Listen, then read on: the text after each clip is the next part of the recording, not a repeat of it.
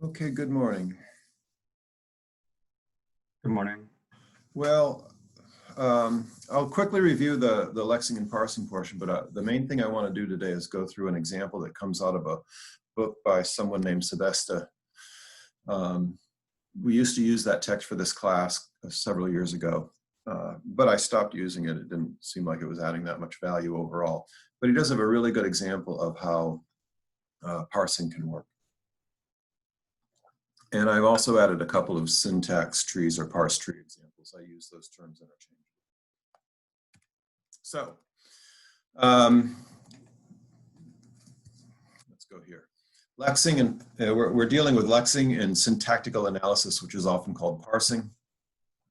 Lexical analysis is just determining the roles that the portions of your program play. It's just like lexing a natural language sentence, noun, verb, object. So when you have an if then else statement, as soon as the compiler sees the keyword if, it gets ready to parse a if then else block. So the next thing it's going to look for is a parentheses with an appropriately formatted Boolean text.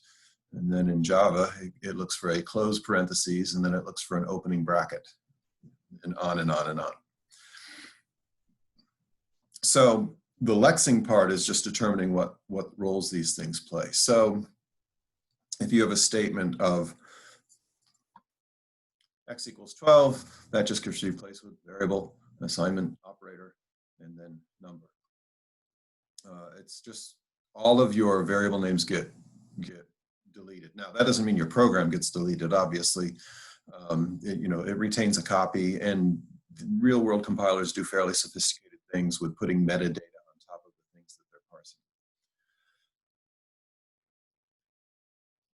The advantage of that shows up if you look at the BNF rules for Java, and they're worth a look. If you were to stay with the actual program itself, and this is from the link that I have below,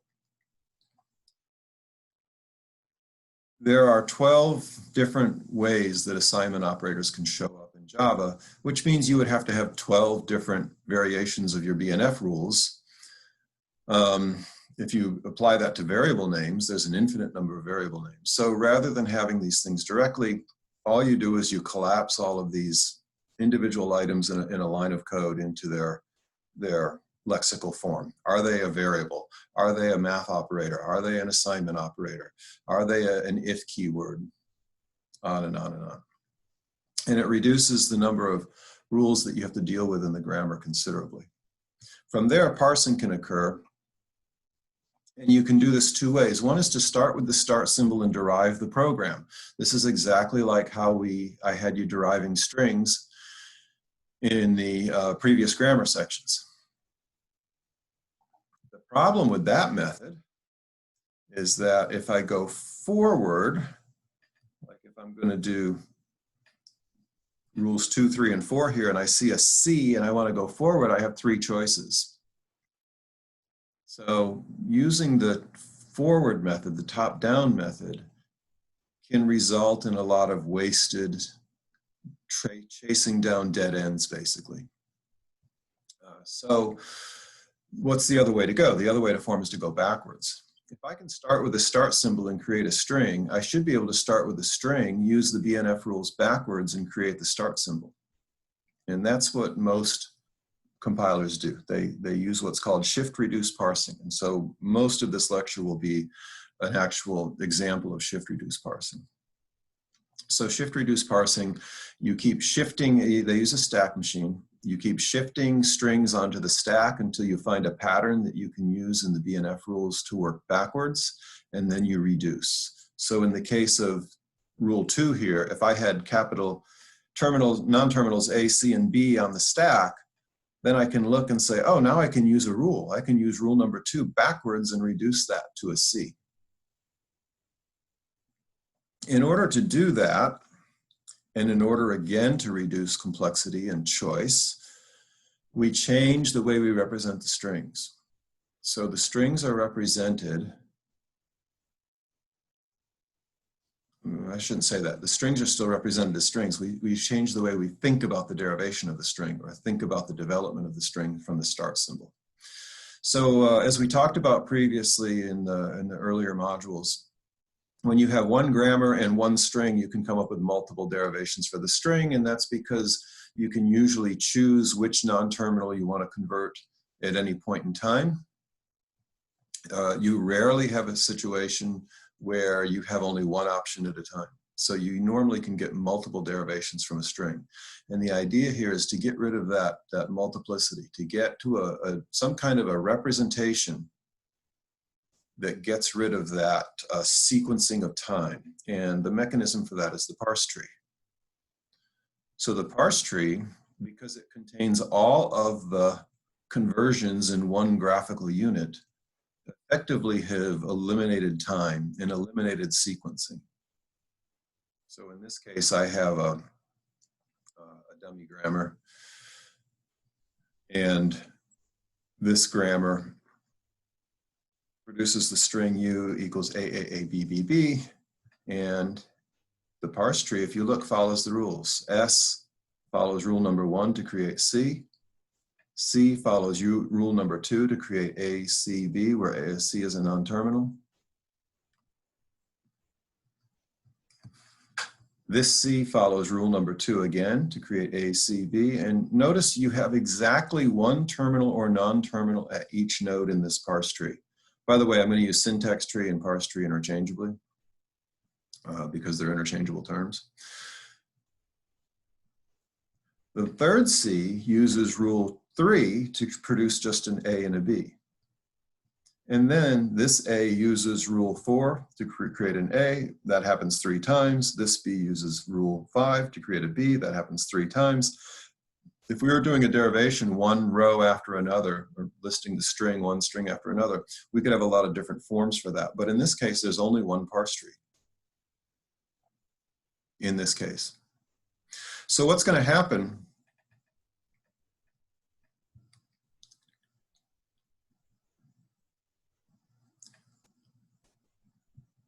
Yeah, how do I want to say it? We've used this rule. Rule number 4 got used 3 times. But each parent-child node pair represents one application of the rule. And notice, even though I've done it 3 times, here, here, and here, the sequencing is not there anymore. You know, if you had created the string using all capital AAA, BBB, oh my gosh, what happened? There we go.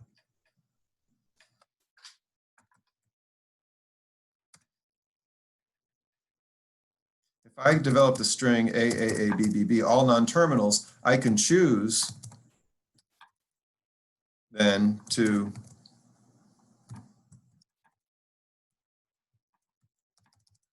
choose which of those A's I want to convert to the terminal A, and I would get 3 different derivations because I could choose to do the first one first, or the second one first, or the third one first, which means I'd get three different derivations.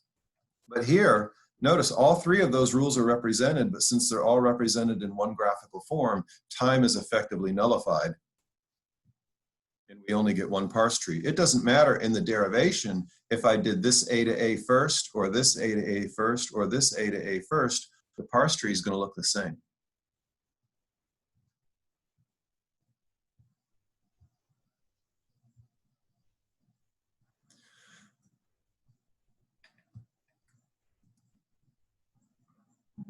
Professor?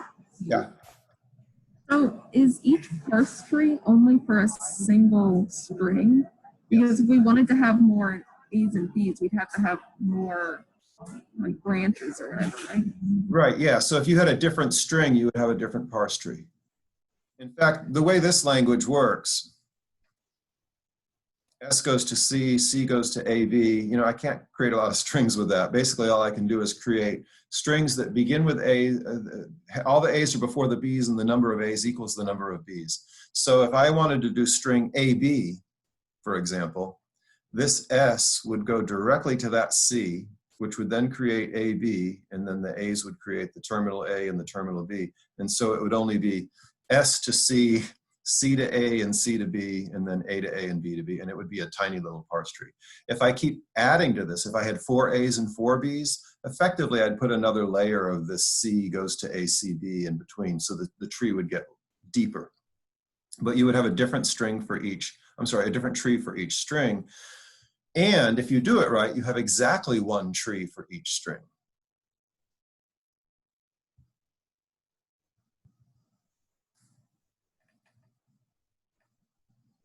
So before you were learning about, okay, I have form rules and I'm going to practice deriving strings from these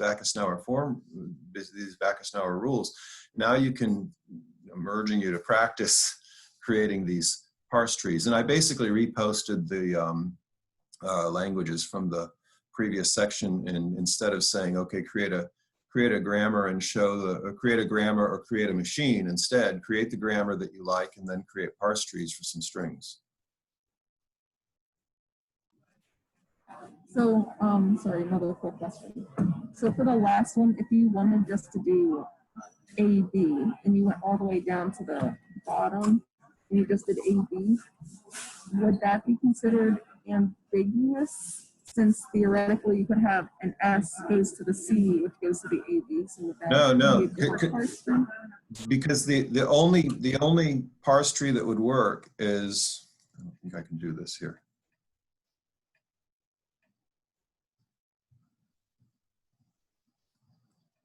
The only parse tree that works for U equals AB is going to be S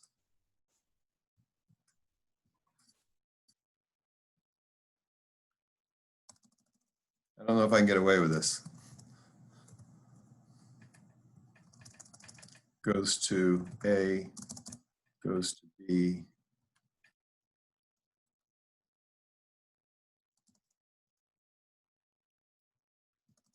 Goes to A, goes to B. That's the only parse tree we can create. Whoops, I lied, didn't I? That's got to be a C, and so above that has to be the S. There we go. That's the only parse tree we can make. S goes to C, and then C goes to AB.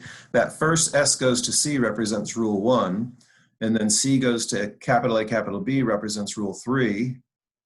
Non-terminal A going to terminal A represents rule 4, and non-terminal B going to terminal B represents rule 5.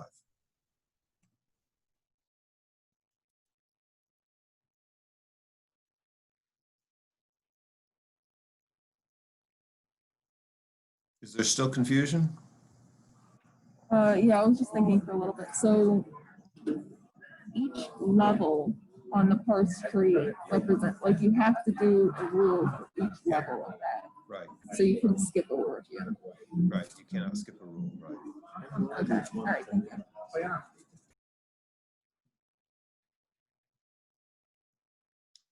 Okay, if we do this one, the language of palindromes,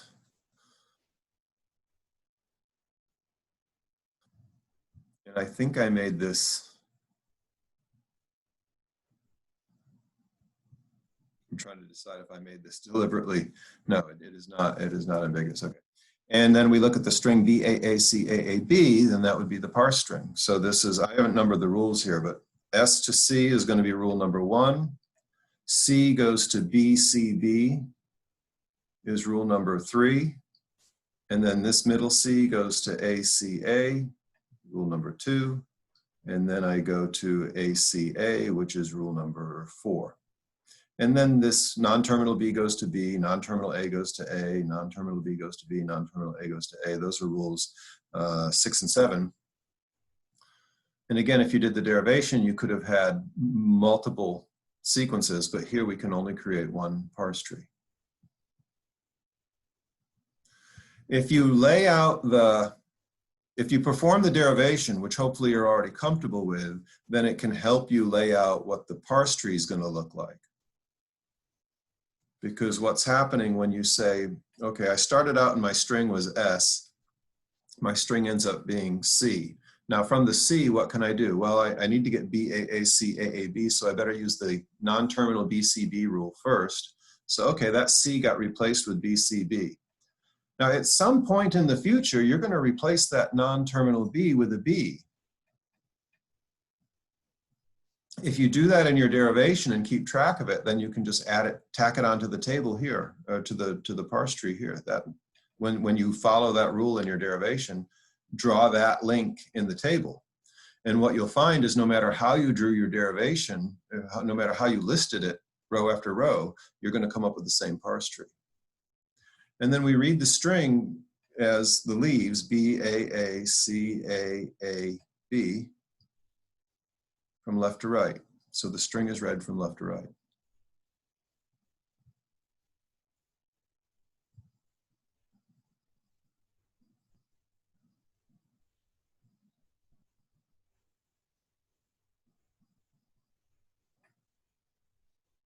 Here's the language of properly nested parentheses that we've all come to know and love.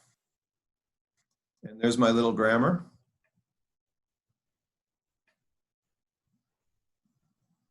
And if I want my string to be left, left, right, right, left, right, well, S goes to P, that's rule number one. And then since I need to make two of these side by side, right? Left, right, and left, right.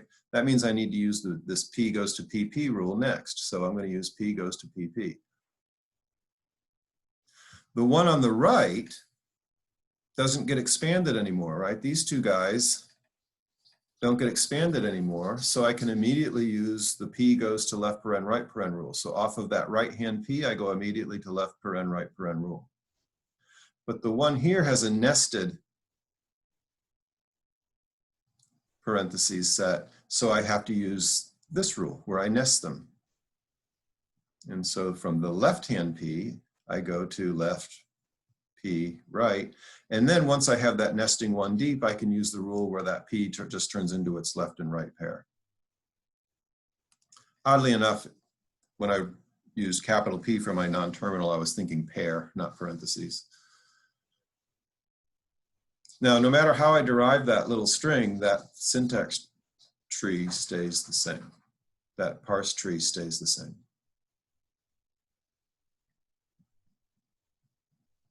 So the best way to make sure you feel comfortable with it is to try a couple.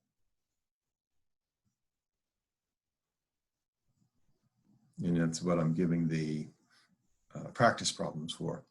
But you can use this grammar for properly nested parentheses, create a different string, and see what you come up with for a parse tree. You might want to do the derivation first, and then go to the parse tree. I threw away like 10 parse trees the other day when I was making some of these because I was being stubborn and not doing the derivation first. Now, why are we doing this, by the way? We're doing this because we want to do this bottom-up process where we use the BNF rules backwards. And if you understand the nature of the BNF rules, you can create basically a stack machine that will be able to traverse upwards up the parse tree. So for example, let's say, again, if we were to do the top-down method of proving that your program was correctly, syntactically correct, if I had a P, just a single P, then I have the option of going forward of these three rules, which means I might take the wrong decision. But if I'm looking for patterns and I see the pattern of a left-right parentheses like that, well, I can only go backward one way. Here's the left-right parentheses, and I can only go backward to P. And so I only have one choice. And if you look at the table, that makes sense. If I look at these, oh, I can't highlight this so well. If I look at these two parentheses down on the bottom here, and I want to go up the tree, these two parentheses can be replaced by non-terminal P. These two parentheses get replaced by non-terminal P. And then once I see the pattern left, non-terminal P right, I can replace that with non-terminal P. And when I see P side by side with P, I replace it with non-terminal P.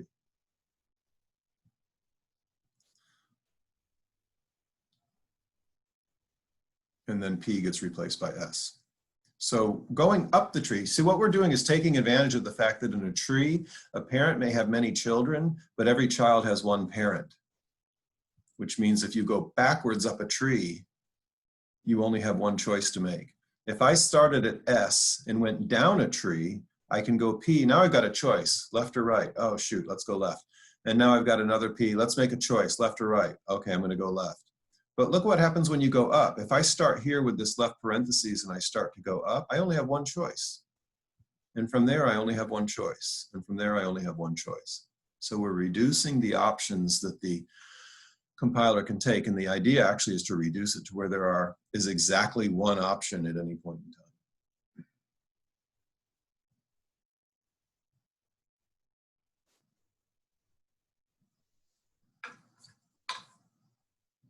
This is where me having the whiteboard would be more handy because we can draw parse trees quicker that way.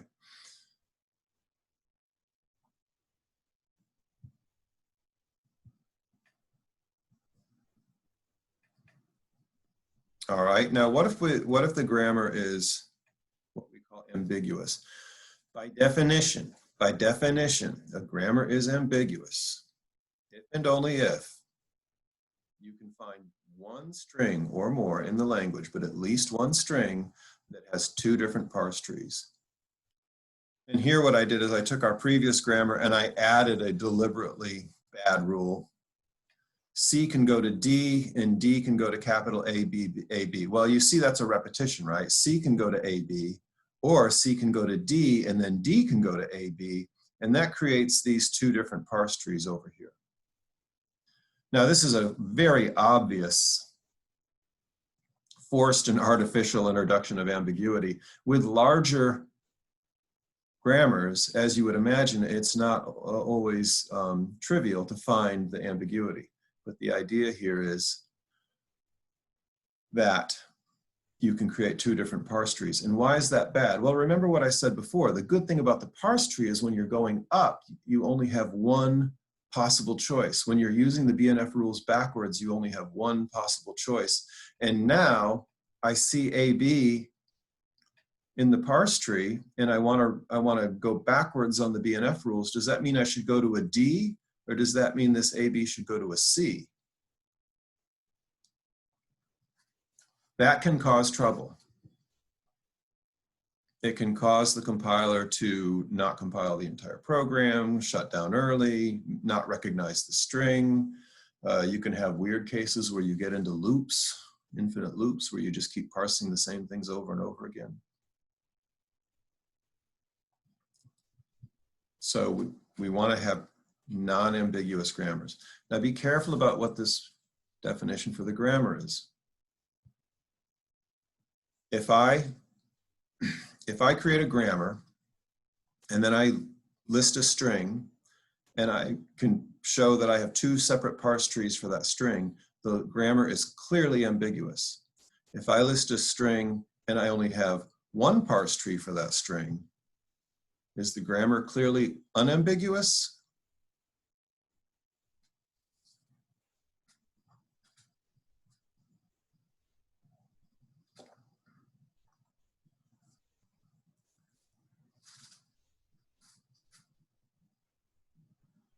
Should I rephrase the question? Yes. All right, so I create a grammar. I say I'm going to do a parse tree for this one string, and I find that I can only create one parse tree for that one string. And then I say, yay, my grammar is not ambiguous. Is that a good statement or not? No, Because you need at least one string, so right, there might be another string that exists that exactly. There might be another string, right? So that's why I see students sometimes making errors in assignments. Is they'll say, oh, here's my grammar, here's a string, I only have one parse tree for the string, therefore my grammar is not ambiguous. But you can't say that because there may be another string in the language that you have two or more parse trees for. And if you have even one string in the language that there are two parse trees for, that grammar is ambiguous. Now, most grammars, if they're ambiguous, you know, at least in these toy grammars that we play with here, you can see them pretty readily because it's easy to find a string where the ambiguity shows up, usually. And why don't we want ambiguous grammars? Well, because of the idea behind the parsing. We want to give the parser one option at a time, and an ambiguous grammar gives the parser two or more options at a time, and one of those paths may be wrong, which means leads to errors, needless errors. Also notice that the definition for ambiguity is about the grammar, not the language. So I put up your assignments last night and I talked about a question about ambiguity with reference to language. So think about that carefully before you go forward with your answer. Ambiguity is something that is defined on grammars. For example, this language that I have where I have all A's before all B's and equal number of A's and B's. Well, can we say that language is ambiguous? The question is almost nonsensical because I created one grammar that was not ambiguous and one grammar that was ambiguous. So what does that tell you about the language? It's really not a function of language. It's really a function of grammars. Which doesn't stop us from asking the interesting question of, could you truly create a language that was truly inherently ambiguous? In other words, it was a feature of the language itself. What would that mean? And that's the question.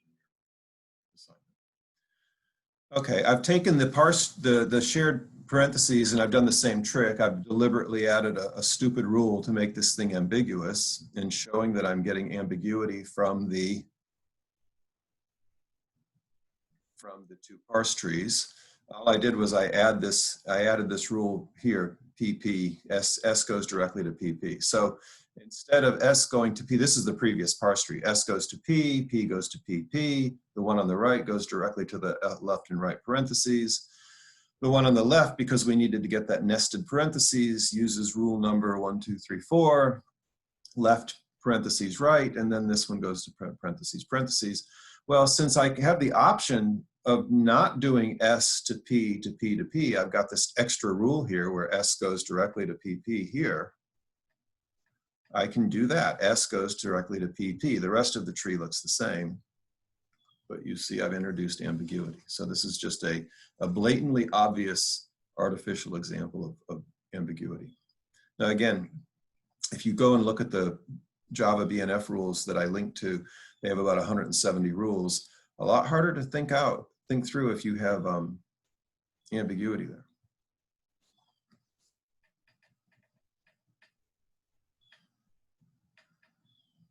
Okay, now why are we doing this again? We're doing this because we want to, here's the string, right? Left, left, right, right, left, left. The leaves of the tree are the string.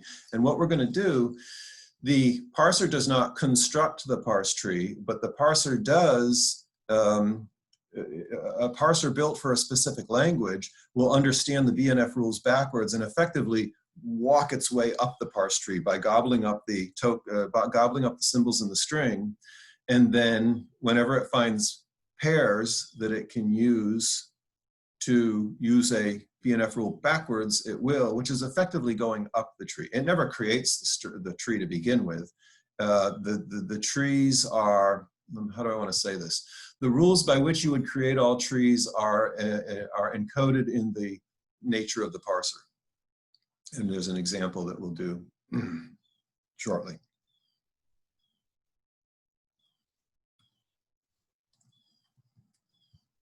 Okay, so that's what shift-reduce parsing is. It uses the BNF rules backwards from left to right, not from right to left.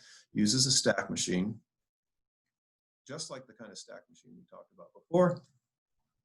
And then it either takes a symbol and shifts it onto the stack, or when it recognizes that it has a sequence of symbols that can be used to use a BNF rule backwards, it will reduce. And if you notice, we call it reduction because most BNF rules, when you go from left to right, grow the length of the string, which means if you're going from right to left, most of them will reduce the length of the string. So they're either going to shift onto the stack or reduce. And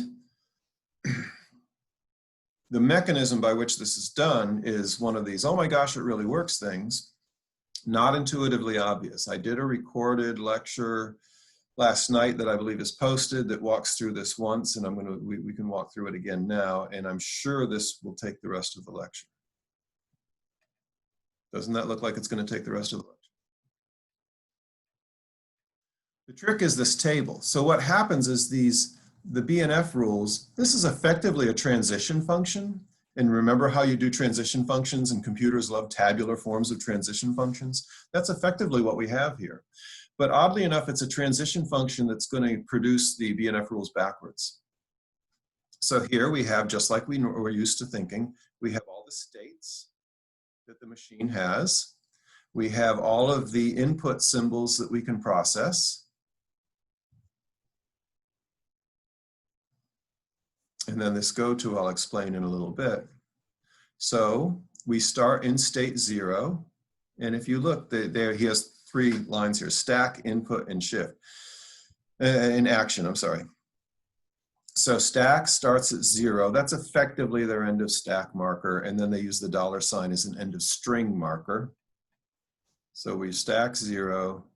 And the string they're going to parse is ID plus ID times ID. Now, if you look at this little language, this is like an expression language. E is the start symbol. And if we do the string ID plus ID times ID, the first thing he uses is rule 1. And then he uses he can use rule 3 to get the T turns into T times F. And then T, once you get to here, T goes to F and F goes to ID. We're going to see that a lot.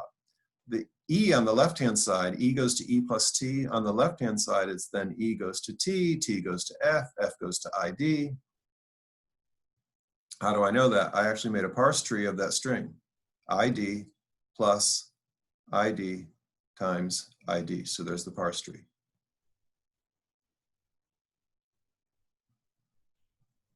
Now, what we would expect to happen if we're looking at the tree, let's look at the tree first. If I just parse an ID, do I have a rule by which I can take the ID and reduce it? And I do. If I have ID, I can go back and reduce that to an F. Oh, and once I have an F, I can reduce that to a T. And once I have a T, I can reduce that to an E. In other words, I can go up this whole chain of the parse tree. ID reduces to F, F goes to T, T goes to E. So let's see what happens in the table. Let's see, start with 0, and I'm getting ID, so I go to state 0, ID, and it says S5, which says shift, meaning move ID onto the stack, and go to state 5. So now the stack is 0, ID 5. It always tells you what state you're in. So now I'm in state 5, and I get a plus sign. So over here on the table, if I go to ID with a plus sign, now this is where the shift and change state, I think, is pretty intuitive. This takes 2 actions. It says reduce 6. Okay. So reduce means what? Reduce using rule number 6. What's rule number 6? ID turns into F. So if you notice on the stack, ID, sure enough, it got turned into an F. But what's this 3? How did that 3 get there? That's the current state that we're in. How did that 3 get there? Well, if you're going to take the ID and turn it into an F, that means you had to remove the ID from the stack. In other words, 0 is what's left on the stack, and now you're pushing an F. And that's what it says in the parentheses here. Go to 0F. So I'm in state 0, I get an F, that says to go to state 3. So now I have 0F3. I still have the plus sign.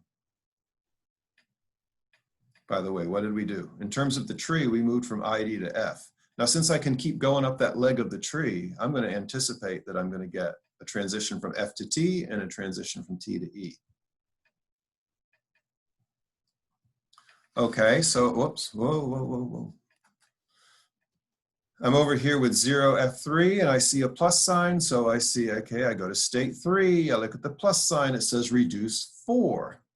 Oh, reduce using rule 4. What is rule 4? Backwards, the F goes to T. Sure enough, that F goes to T. Now, how did I end up in state 2? Well, if F goes to T, I had to remove the F. What's to the left-hand side of the F? 0. So I'm in state 0 and I'm pushing a T on the stack. State 0, pushing a T on the stack says go to state 2.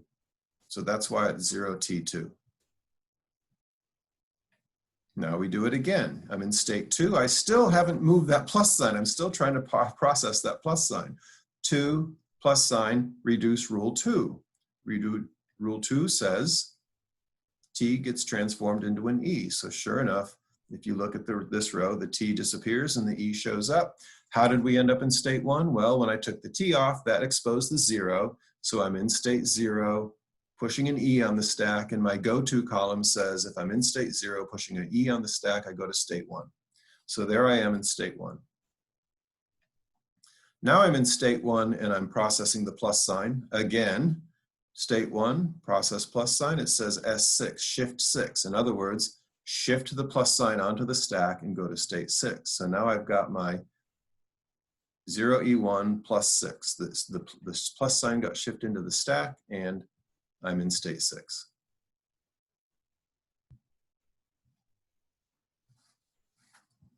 How many of y'all are totally lost? There's 12 people, so I'm going to guess 6. Here's one. Here's one? Yeah, okay. Slightly. It takes a I while. have no idea what's going on. Okay, it takes you a while to convince yourself of what's happening. It's what's happening is we're using this, right, this delta function over here, which written in tabular form. And this is after every sequence of the parser what the stack looks like. And this is what the string looks like that still needs to be processed. And these are the actions that are happening. This is the grammar. So the grammars are numbered rules 1 through 6.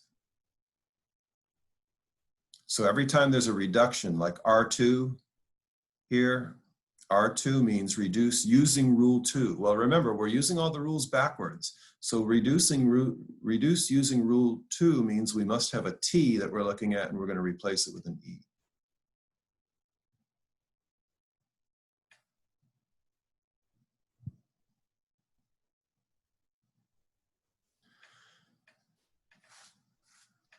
If you look at these actions, I'm just going to do the first couple actions again, and you'll get to the, and then I'm going to skip back up to where I was. So if I say, okay, I'm in state 0, and I'm going to process this ID. That's what's on the string. Remember, it's been tokenized, right? The Lexer has removed the actual individual variable names and just replaced them with ID plus ID times ID. So I say, okay, I see an ID, I'm in state 0, and I see an ID and it says shift 5. Remember, this is a shift reduce parser. Shift means you take that symbol and move it onto the stack, shift it onto the stack. So ID got shifted onto the stack and we're in state 5. That's what shift 5 means. So now the stack is 0 ID 5. We're in state 5. And we're trying to process this plus sign. If you look at the table, if you're in state 5 and you see a plus sign, what should you do? Reduce 6. That means reduce using rule 6. The ID gets replaced with an F. Well, heck, if I'm going to replace an ID with an F, let's see, to go from this line where it says 0 ID 5 to this line where it says 0 F3, think of what has to happen. The ID and the 5 have to come off the stack. And now I'm going to put a capital F on the stack. But what's on the stack at the moment? If I remove the ID and the 5, what's left on the stack? 0. 0. So here I am in state 0, putting an F on the stack, and it says go to state 3. And sure enough, that's what's here on the stack, 0 F3. Now, remember what computation is. It's mindless manipulation of symbols, right? So don't try to think about the meaning too much of what happened right now. Just follow the literal process of steps that has to occur. You know, literally just follow that table blindly and trust that this stack is doing something. after you go through it blindly once or twice, or 3 times or 4 times, then you might say, oh, that's why that happened.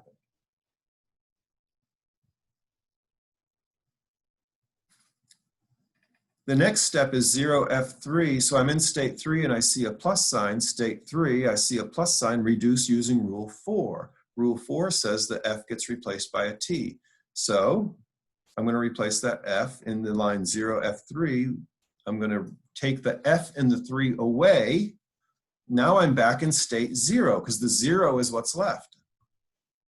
So I'm in state 0 and I'm pushing a T onto the stack, and if you look at the table on the right-hand side, state 0, it's the go-to section.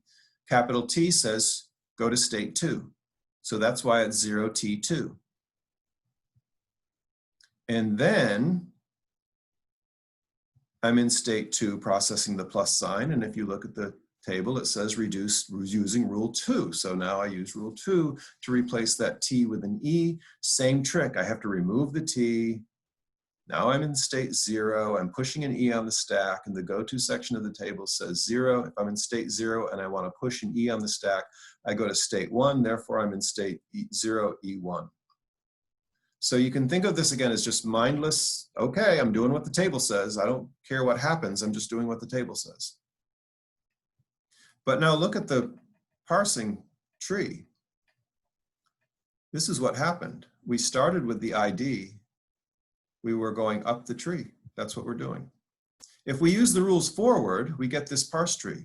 If we use the rules backwards, as soon as I get ID, I can replace that with the F, I can replace that with the T, I can replace that with the E. Now, why can't I replace that E with another E, with the E up on the top of the root of the tree? What do I need to go up one more level?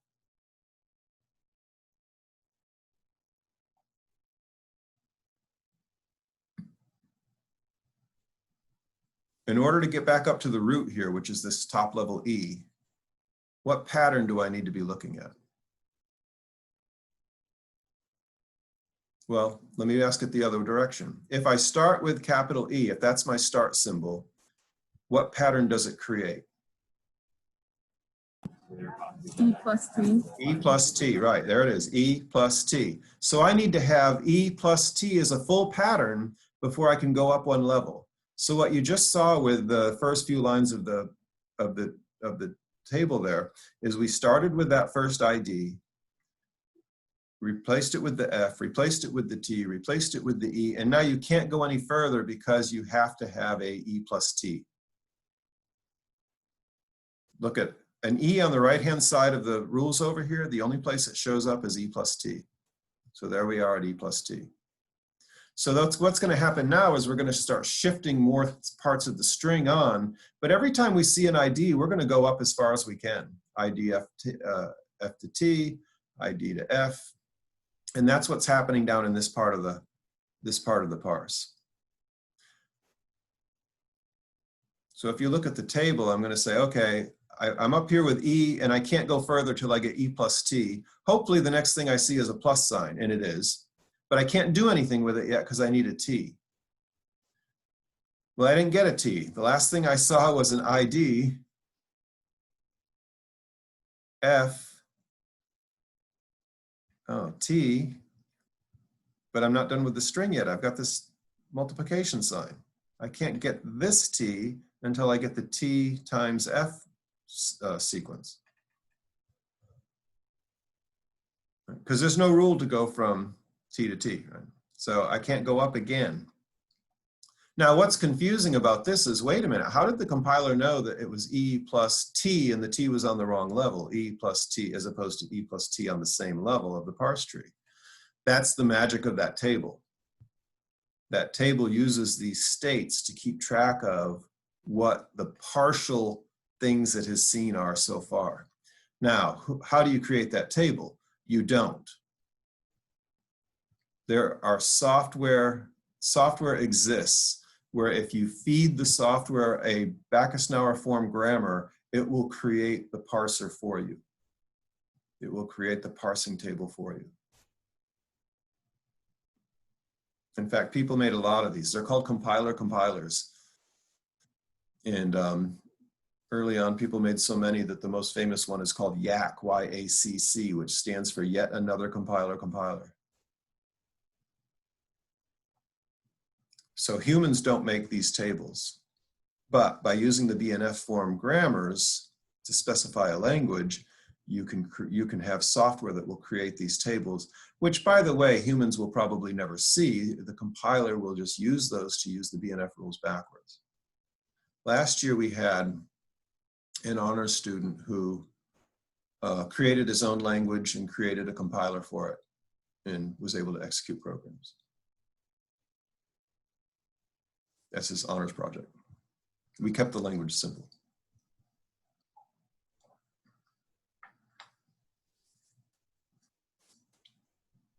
Okay, do we have confusion about how if you wanted to go from one line of this table to another, what's stopping you?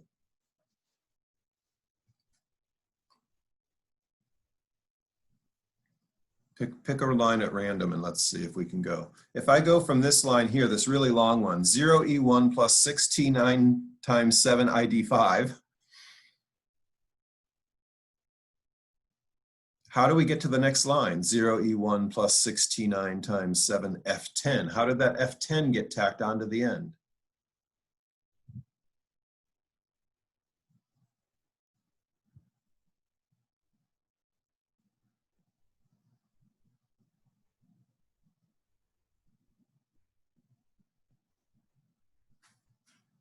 Well, on this line, the 0E1, the one that ends in ID5, what state am I in at that point?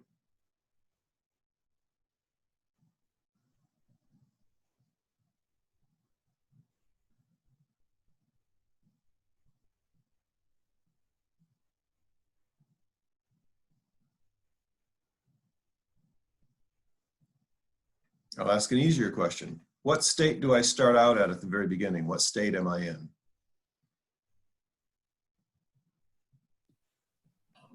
State 0. 0. How did you know that?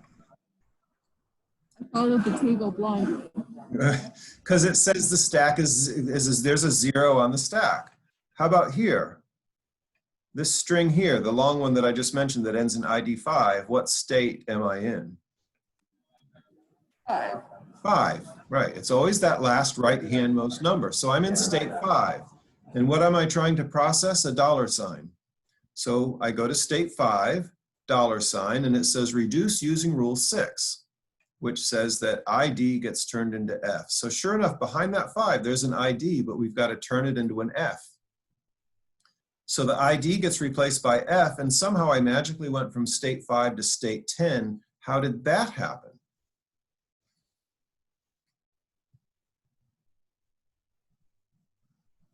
No idea. Okay, so here's what happened. We had to remove the ID in the 5. Now, if I remove the ID in the 5, what number is revealed? 7.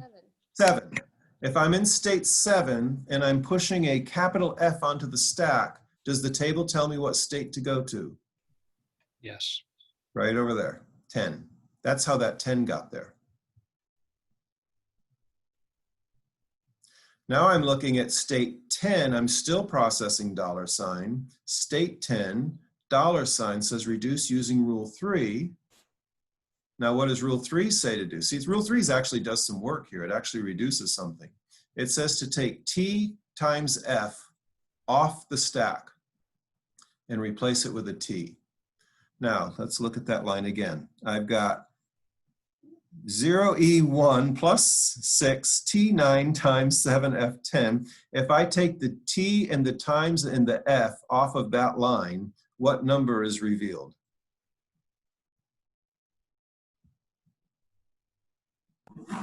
Six. The 6, right. And it says replace the T times F with a T. So what I'm doing in this line is I'm in state 6 and I'm pushing a T onto the stack. What state should I go into? I'm in state 6. I'm pushing a T onto the stack. It says to go to state 9, and that's why there's a 9 there. Then the $9 sign, says, oh, reduce using rule 1. And rule 1 is E plus T produces E.